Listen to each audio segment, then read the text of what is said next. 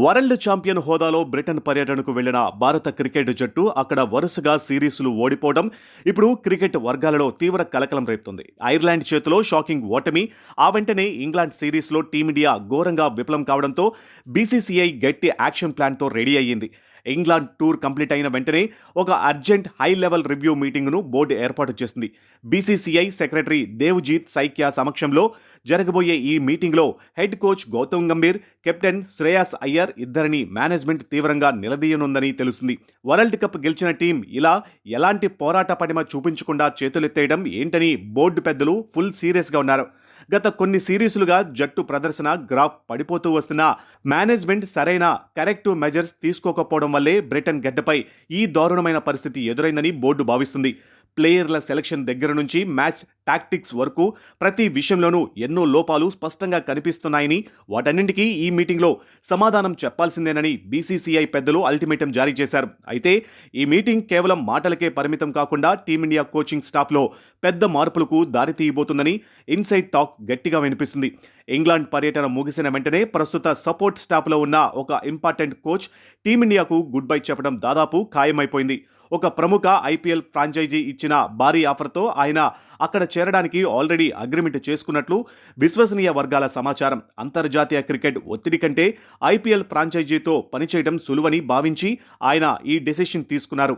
ప్రస్తుతం భారత జట్టు సపోర్ట్ స్టాఫ్లో గౌతమ్ గంభీర్తో పాటు bowling coach Morne Morkel, assistant coach Ryan ten Doeschate, spin coach Sairaj Bahutule, batting coach Sitanshu Kotak, fielding coach T Dilip ఉన్నారు. వీరిలో జట్టును వీడే ఆ ఒక్క కోచ్ ఎవరనేది ఇప్పుడు సస్పెన్స్గా మారింది.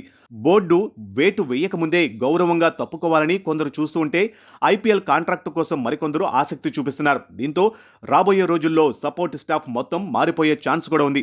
నిజానికి భారత క్రికెట్ హిస్టరీని గమనిస్తే ఇంగ్లాండ్ లేదా ఆస్ట్రేలియా లాంటి విదేశీ గడ్డలపై సిరీస్ ఓడిపోయినప్పుడు కోచ్ల పదవులు ఓడడం కొత్తేమీ కాదు. గతంలో 2019 వన్డే వరల్డ్ కప్ సెమీఫైనల్ ఓటమి తర్వాత ఎంఎస్ ధోనీని లోయర్ ఆర్డర్లో బ్యాటింగ్కు పంపాలనే తప్పుడు నిర్ణయం తీసుకున్న అప్పటి బ్యాటింగ్ కోచ్ సంజయ్ బంగార్పై బోర్డు వేటు వేసింది. అలాగే ఇటీవలి 2024-25 బోర్డర్ గవాస్కర్ ట్రోఫీలో టీమిండియా ఘోర పరాజయం పాలైన తర్వాత బ్యాటింగ్ కోచ్ అభిషేక్ నాయర్ను కూడా బోర్డు పక్కన పెట్టింది. ఇప్పుడు మళ్లీ అదే తరహాలో ఇంగ్లాండ్ పర్యటన ఫెయిల్ అవడంతో లీడర్లను వదిలేసి సపోర్ట్ స్టాఫ్ను బలిపశువును చేయబోతున్నారా అనే అనుమానాలు వ్యక్తమవుతున్నాయి.